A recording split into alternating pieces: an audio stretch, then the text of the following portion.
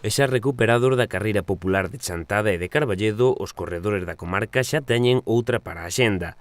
O 27 de maio terá lugar a carreira popular Rota do Románico de Pantón.